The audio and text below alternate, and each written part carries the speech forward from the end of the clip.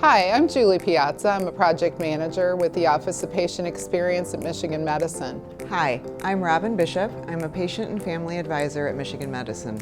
Looking forward to sharing with you at the Beryl Patient Experience Conference our findings, our research, and our journey looking to improve patient experience from the front line. We will be talking about the POKE plan and our ongoing research with phlebotomists and the important impact that this work has had on patient and family-centered care.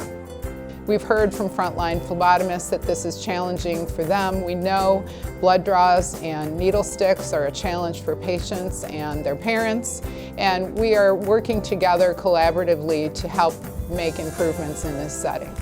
The POKE plan has been so important to patients and families in allowing for individualized plans for medical procedures and to help reduce pain and anxiety with our children and families.